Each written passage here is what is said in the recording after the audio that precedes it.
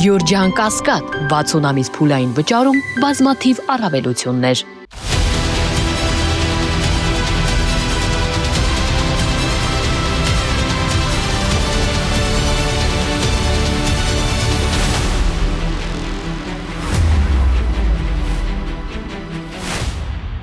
Բարի երեկո, Մեդիա Հաբի եթերում Մետանոյանը եւ այսօր Մետանոյայի տաղավարում սիրով հյուրընկալել եմ Ուժեղ Հայաստան դաշինքի падգամավորության տեխնացու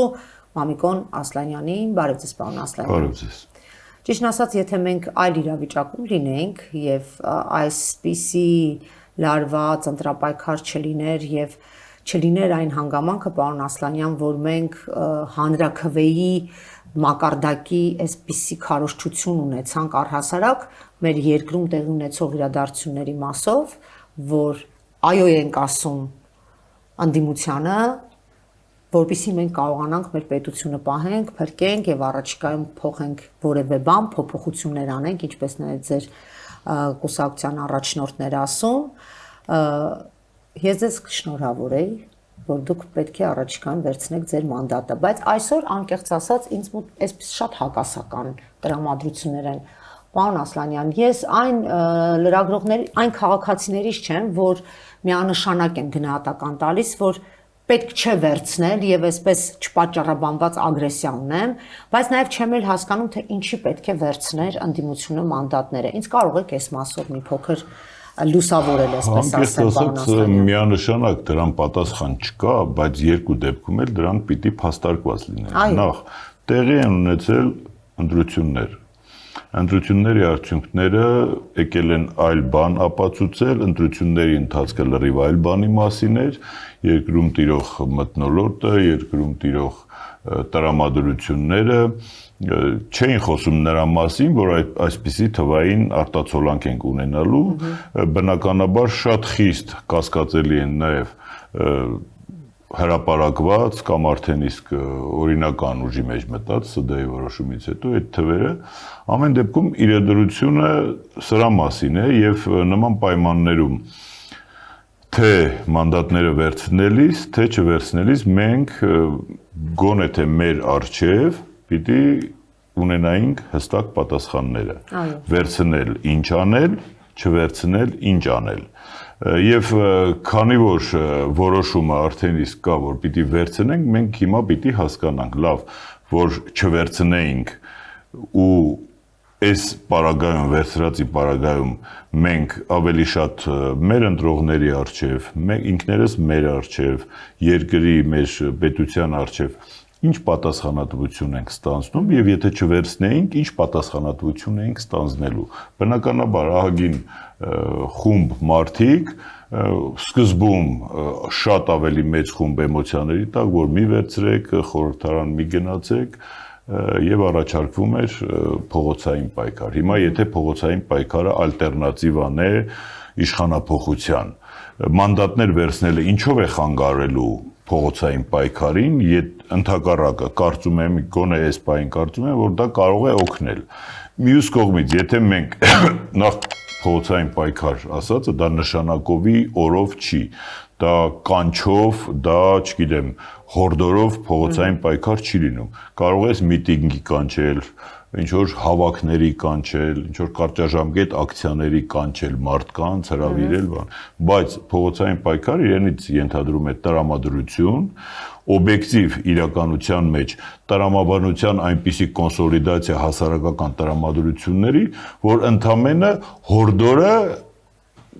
կանչի տեսք է ստանում եւ ոչ թե հորդորից է սկսվում փողոցային պայքարը, ներքին մղումներից։ Այսինքն մենք էմոցիոնալ առումով կարելի է այսպես գնահատել, այդ էմոցիոնալ պիկը չունենք ամեն դեպքում մեր հասարակության մեջ։ Իմ սուբյեկտիվ կարծիքով այդ երբ որ ընտրական process-ների մեջ է մտնում հասարակությունը, իսկ հասարակությունն էր օրգանիզմ է, կենթանի օրգանիզմ է,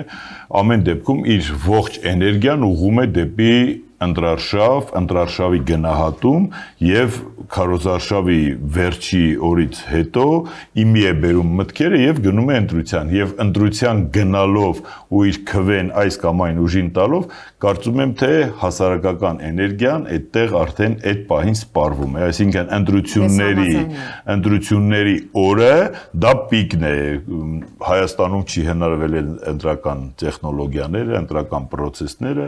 աշխարհով մեկ կիրառվող է, որ այսքան օր քարոզարշավ եւ կարծում եմ հենց պիկին հասնում ենք ընտրությունների օրը։ Ու եթե ընտրությունների օրվա արդյունքները նույնիսկ շատ գոհացուցիչ չեն այս կամ այն խմբերի համար,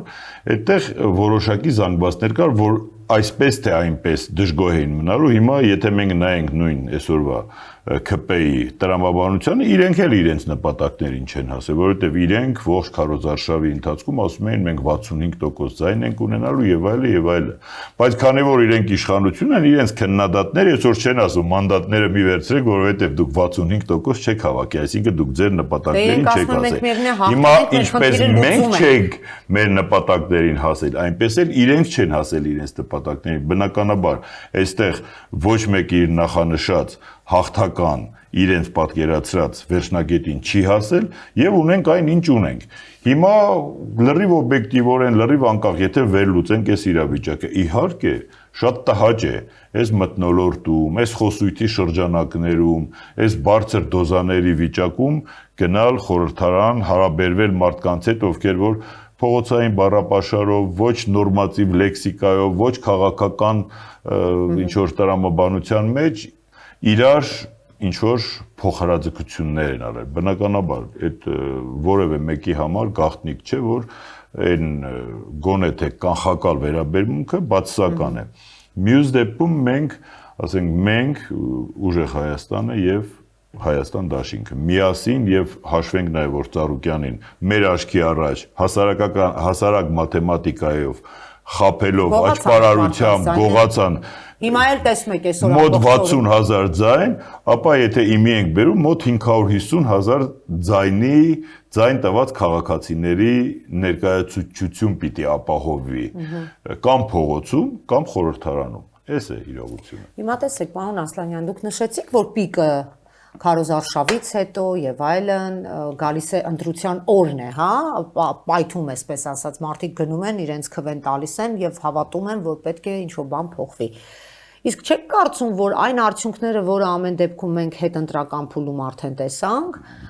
ես խոսում եմ կոնկրետ ձեր ուժի մասին, ուժեղ Հայաստանի պարագային, այն ակնկալիքը, որ ուժեղ Հայաստանը բացարձակ հաղթանակ է տանելու, որը անընդհատ ասվում էր ձեր ուժի առաջնորդի Սամվել Կարապետյանի կողմից, ուժեղ Հայաստանի ներկայացուցիչների կողմից, պատգամության թեկնածուների կողմից, այնպիսի մեծ սպասելիք եք ձևավորել, անկեղծ եմ ասում, որ մարդիկ մի վայրկյան անգամ չեն կասկածել, որ դուք լինելու եք իշխանության ոչ ընդդիմության դիրքերից, այլ հենց իշխանության եւ վարչապետի տեսքով, այսպես ասած, չեք մտածում, որ դրանից հետո ամեն դեպքում կոտրվեց այդ հասարակությունը, այդ սպասելիքները չունեցավ եւ արդեն իսկ փողոց դուրս գալու տրամադրություններին քչերել ունենալու։ Գիտեք, ցանկացած քարոզարշավին մասնակցող ցանկացած ուժ, ով համապետական կամ համայնքային մակարդակի մասնակցում ընտրությունների, ես շատ քիչ թվով ենթադրաբար, ասենք, թույլ ոչ շատ հավակնություններ ունեցող շատ քիչ ուժեր են, որ հայտարարում են, որ իրենք գնում են ընդամենը ներկայացություն ապահովելու։ Բոլոր հիմնական ուժերը, բոլոր երկրներում, բոլոր քաղաքներում, ովքեր որ քարոզարշավի մեջ են մտնում, այդ մարտի մեջ են մտնում, բոլորը գնում են հաղթելու։ Հիմա հաղթելու մեր տեխնոլոգիան, մեր քարոզչությունը հենված էր Սամվել Կարապետյանի վարչապետ դառնալու վրա։ Եվ այսօր էլ մենք չենք հրաժարվել այդ մեր առաջ քաշած թեզից։ Հիմա մյուսները Հայաստան դաշինքը, Ծառուկյանի Բարգավաճ Հայաստան կուսակցությունը եւ այլ կուսակցություններ, ասենք, միասնության թվերը բոլորն էլ հայտարարում են, որ վարչապետի, ասենք Ծառուկյանն ասում էր, ես դեռ տեխնացուի անունը չեմ ասում, բայց Արման Թաթոյանը վարչապետի իր տեսլականով էր մտել այս ընտրապայքարի մեջ, Հայաստան դաշինքը Ռոբերտ Քոչարյանի դեմքով էր որպես վարչապետի թեկնածու։ Հետևաբար այստեղ ընդհանրապես տեխնոլոգիաների խնդիրն է։ Բնականաբար մենք որ մտել ենք այդ պայքարի մեջ, եթե Սամվել Կարապետյանը կամ Սամվել Կարապետյանին հարող մարդիկ, կուսակիցները, թիմի անդամները ի սկզբանե նախանշեին, որ պարտվելու են, այդ հոգեբանությամբ եւ այդ հռետորաբանությամբ քարոզարշավի մեջ չենք մտնի, բայց սոցիոլոգիական հետազոտությունները, մեր երկրի տրամադրությունները, ընդհանրապես հասարակության մեսիջները խոսում էին նրա մասին, որ Սամվել Կարապետյանի ուժին բավականին մեծ վստահության ինչ որ քվոտա կա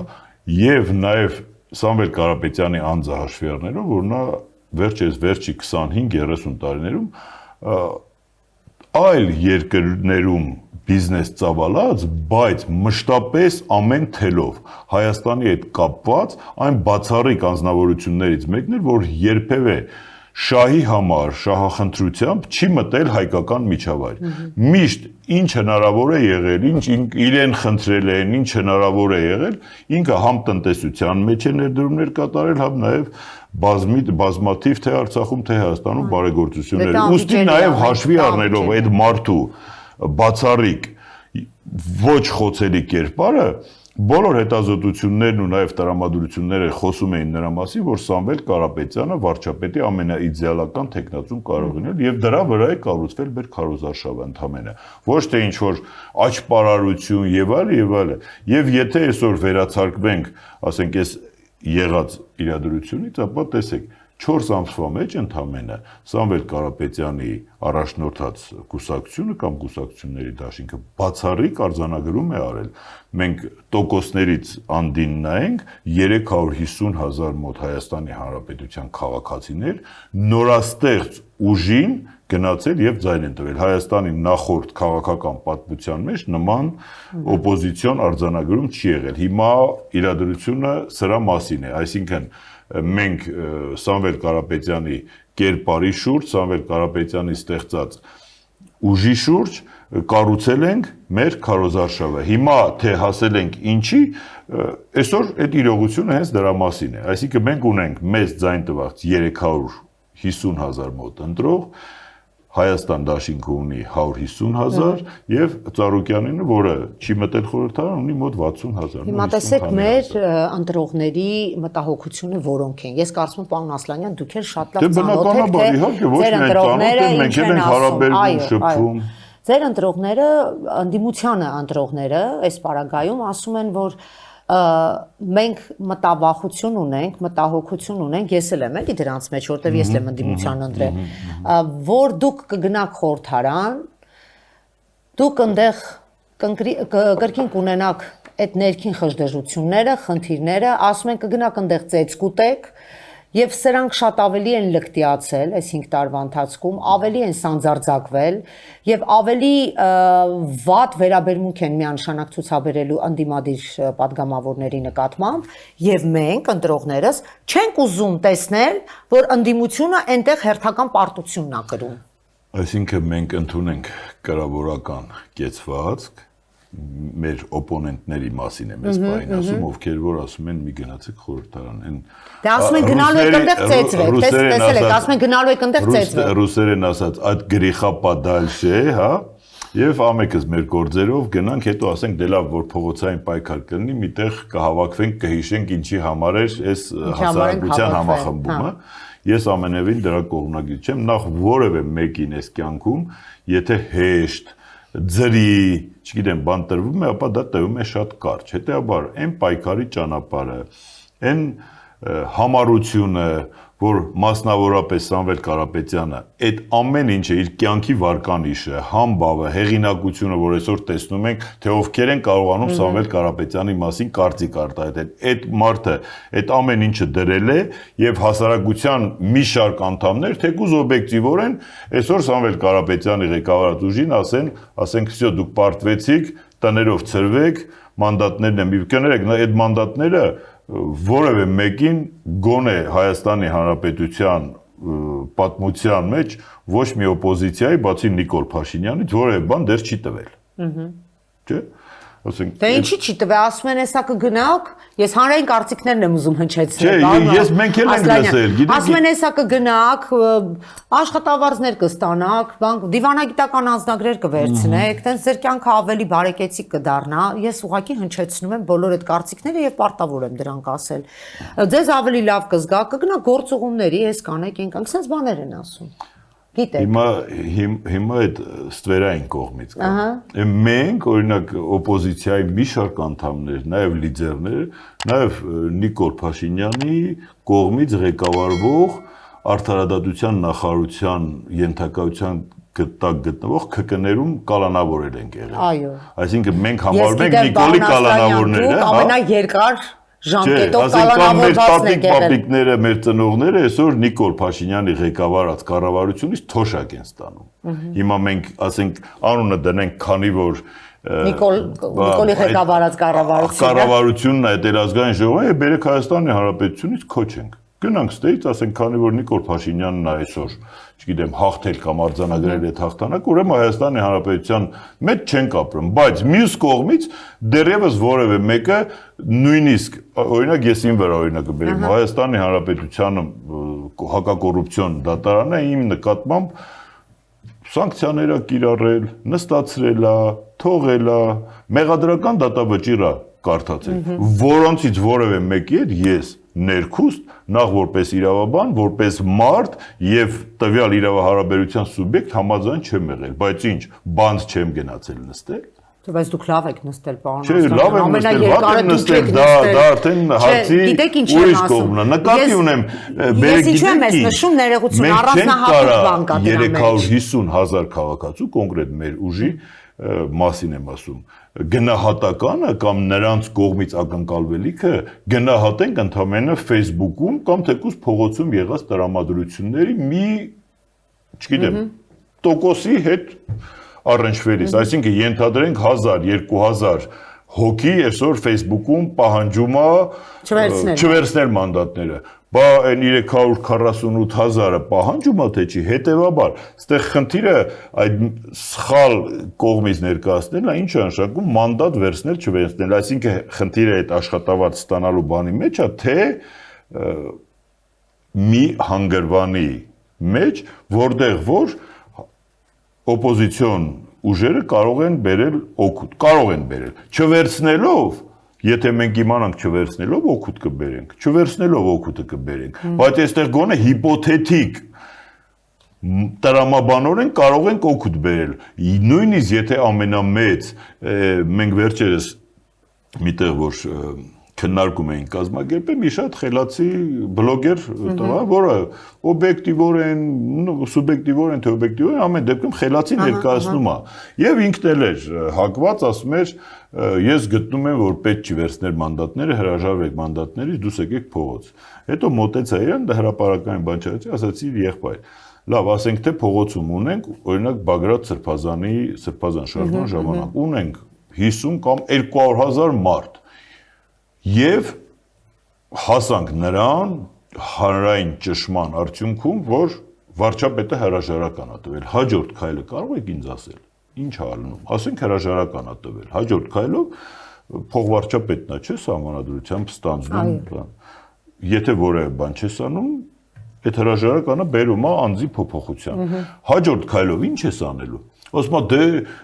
Ասում դե չի, արդեն պետք է որ պարլամենտում լինեն պատգամավորներ, որոնք տեխնացու կառաջադրեն, վարչապետին, քվեարկեն, կառաջարկեն եւ այլն։ Հետեւաբար, եթե մենք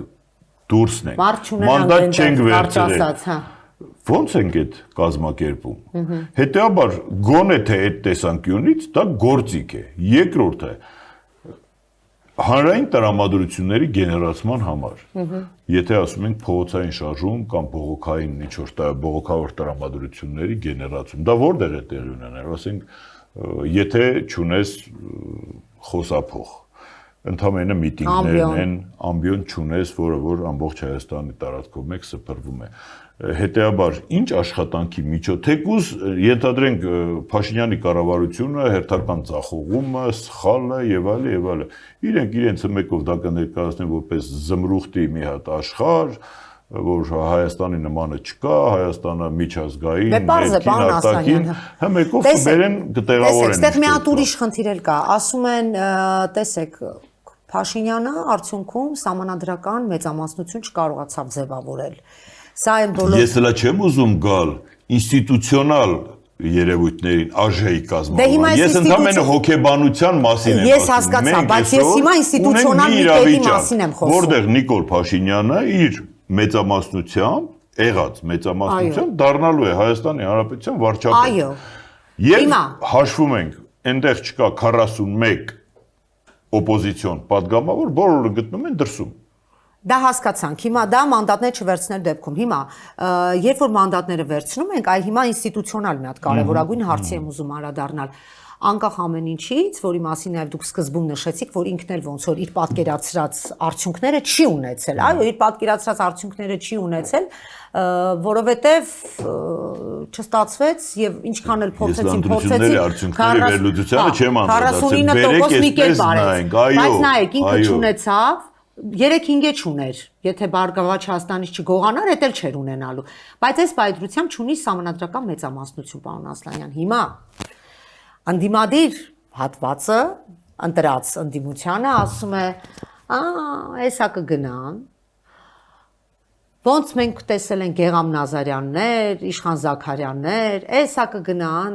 մի բան կանեն, հաստատ այնտեղ մարդիկ կլինեն, որ խնդիր կունենան, կվախենան, էս կանեն, կճնշեն, էս կանեն, այն կանեն, այդ ընդդիմությունից այդ ձայները կգողանան, կվերցնեն, իրանց համանadrական մեծամասնության հարցը կլուծեն, կբերեն Ալիևի համանadrությունը կփոխեն։ Այսպես մտահոգություններ կա։ Պարոն Ասլանյան, շատ օբյեկտիվ, շատ ճիշտ մտահոգություն։ Ասում են իսկ որ չգնան, են որ ասում են չկա խնդիր, չկա խնդրեմ, էլի, այսպես են իրենք նայում։ Այդ մարդը կարա մի որոշ ժամանակ հետո, երբ որ քաղաքական ամբողջ ուժերին կները քաղաքանի դաշտից, կգնա արտահերթ ընտրություններ եւ կունենա ձեր ասած 65-70%։ Արդյունքը եւ իր սահմանադրությունն էլ կընդունի, էս էլ կանի, այն էլ կանի։ Այդ կողմից էլ նայենք։ Բնականաբար, որտեղ կա մարդկային գործոն, այնտեղ կա վտանգ։ Բայց այդ վտանգից խուսափելը փախչելը չի։ Վտանգից խուսափելը ապահովվելն է, հասկանալն է, պայքարելն է, կռվելն է եւ ոչ թե ասենք դե քանի որ նույն հաջողությամբ ընտրությունների սկզբում կարելի ասել քանի որ հնարավոր է Նիկոլ Փաշինյանը հաղթի, բերեք չմասնակցենք ընտրությունների, որովհետեւ նախորդ 2-3 ընտրություններում ինքը հաղթել է։ Բայց այդ լավ թեզ է չմասնակցելը հետո ընտրությունների։ Բան չասեցի, դա գուցե ավելի աշխատող թեզ է, քան այն ինչ որ այսօր ունենք, պարոն Ասլանյան, ցավոք սրտի։ Եվ գիտեք ինչ, ես էլ եմ ասում, հանկարծ չստացվի, թե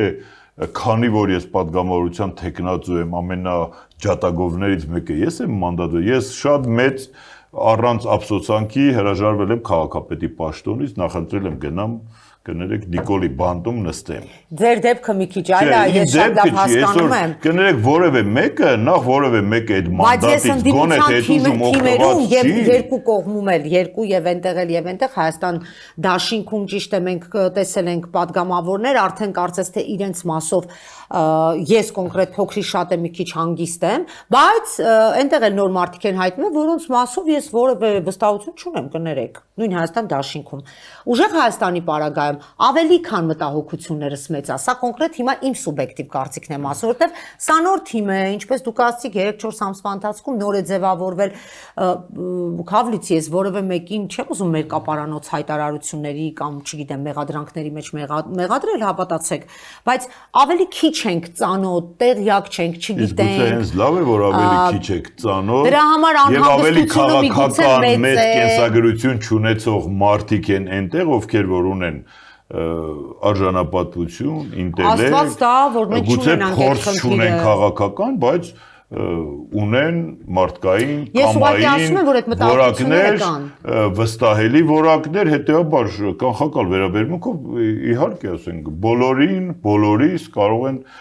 ճնշել, նստացնել, որովհետև այսօր առավոտը տեսանք Գագիկ Ծառուկյանի առանձնատունը շրջապատած ավտոմատներով բոլոր բիզնեսներում մտել են բոլորը։ Ուզեմ ասեմ, այս երկրում, քանի այս պայմաններում ենք ապրում, որևէ մեկը որևէ բանից ապահովագրված չի։ Հետեւաբար զուտ ուղակի կանխակալ ինչ որ ենթադրությամբ վերաբերմունք ունենալով անել կամ մի բան չանել, կարծում եմ անելը միշտ ավելի ճիշտ է, քան չանելը։ Չանելու դեպքում, եթե հստակ գիտենք, որ պատասխանը բացասական է, աղետաբեր է, անել բնականաբար ձեզ հետ համամիտ եմ, բայց դեռևս նոր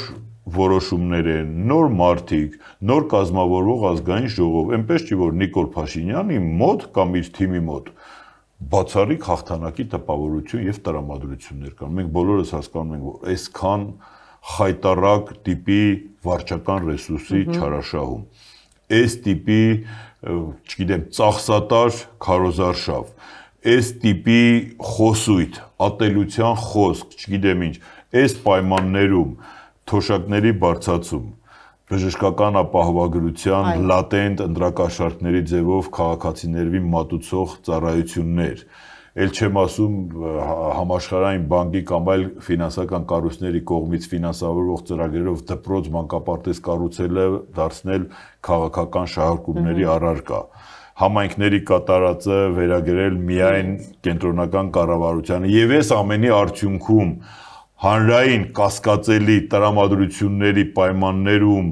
այսքան վեճերի, դատարանների, մեր ուժի նկատմամբ այդ գեներացվող քարոզչության, այդ ամբողջ քարոզարշավի ընթացքում ամեն օր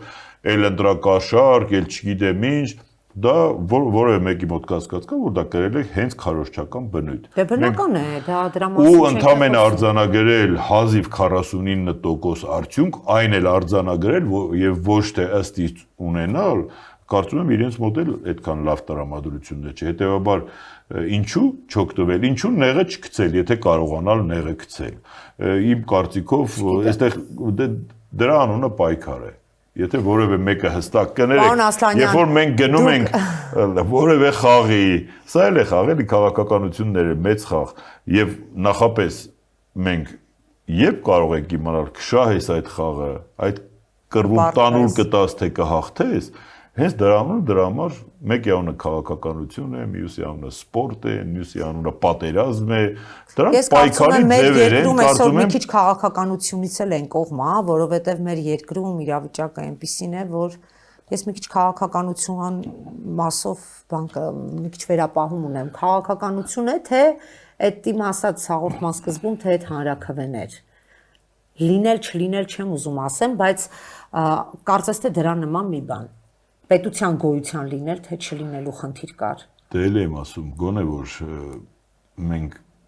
ինչ որ մի պահի կհասկանանք, չէ՞ սա ինչի մասին էր, բայց հասկանալ եւ լինել ներսում եւ հասկանալ եւ լինել դրսում դրանք լրիվ տարբեր բաներ են։ Լավ, պարոն Ասլանյան, Աստված տա,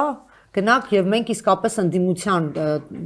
տեսլականը հաջողությամբ պսակենք, այսպես ասած, պարոն Ասլանյան, եւ ինձ կասեք առաջիկայում երբ է սպասվում մանդատների հանձնումը եւ առաջին նիստը երբ է լինելու։ Չեմ նայել, եթե չեմ սխալվում, ՍԴ-ի որոշումից հետո 10 օր թե երկշաբաթյա ժամկետում արդեն մանդատների տրման գործընթաց եւ ինչքանով որ հիշում եմ օգոստոսի 2-ին Մենք այսօրվա զրույցի ընթացքում սահմանադրական դատարանին էլ չանդրադառնանք, ճիշտն ասած, անկեղծ ասած, էսա ես ասեմ սահմանադրական դատարանի մասին, նախ սահմանադրական ոչ սահմանադրական դատարանը եւ ինչպես նաեւ պարզվեց ոչ էլ Հայաստանի Հանրապետության ժողովուրդը ընտրությունների արդյունքները չեն որոշել։ Ընտրությունների արդյունքները որոշել է Նիկոլ Փաշինյանը հունիսի 7-ից 8-ի գիշերը ժամը 2-ին ելույթ ունենալով։ Հետեւաբար ՍԴ-ի վրա մեծ հույսեր դնել, չգիտեմ, ԿՀ-ի վրա մեծ հույսեր դնել եւ այլ, մենք տեսանք, որ այդ որոշումները, որ տրամաբանությամբ ինքը ասուլիսներ տվել, այդ նույն տրամաբանությամբ էլ շղթայական ռեակցիայով գնաց ԿՀ եւ դրանից հետո գնաց սահմանադրական։ Ես ցավում եմ, որ սահմանադրական դատարանը ամեն դեպքում որոշումը ամբողջությամբ պատճառաբանությունները դեռ չեն տեսել, բայց ցավում եմ, որ որոշումը չեղավ իրավական բնույթի։ Պարոն Ասլանյան, ես չգիտեմ դուք որքանով եք տեղյակ, բայց ձեր թիմում այդ նախապես գրված նախընտրական ցուցակներում փոփոխություններ կլինեն, թե ոչ, թե տեխնացուները բնականաբար կլինեն, փոփոխություններ կլինեն, մարդիկ կան, որոնք չեն ցանկանա գալ խորհրդարան, մարդիկ կան, որ բիզնեսով են զբաղված, կլինեն իհարկե, դեռևս վերջնական չեն, որ ես այս պայն լիազորված չեմ հայտարարում, բայց կլինեն փոփոխություններ, Այսինքն նույն տեսքով ինչպես որ կա, դժվար է այդպես լինի, որոշակի փոփոխություններ բնականաբար կլինեն։ Շատ լավ, շնորհակալ եմ պարոն Ասլանյան, հաջողություն եմ մաղթում, ինչ ասեմ, ընդդիմության հաջողությունը բոլորիս հաջողությունը պիտի լինի, բայց այս դեպքում ամեն ինչ այսպես դեռ ամորֆ տրամադրությունների մեջ է, հələ հասկանանք ինչ է լինում։ Առանց պայքար երբևէ արդյունք չի լինում։ Շնորհակալ եմ պարոն Ասլանյան, եւս մեկ անգամ ուզում եմ հիշեցնել, որ այսօր Մետանոյայի տաղավարում ես հյուրընկալել էի Ուժեղ Հայաստան դաշինքի падգամավորության տեխնացու Մամիկոն Ասլանյանին, պարոն Ասլանյանի հետ դեռ առաջիկայում կհանդիպենք, երբ որ արդեն մանդատը կունենա եւ խորհրդարանական Հայաստանի մանրամասների եւ հետագա գործունեության մասին անպայման եւս մեկ զրույց կունենանք։ Լավ մնացեք, կհանդիպենք առայժմ։ Հաջողություն։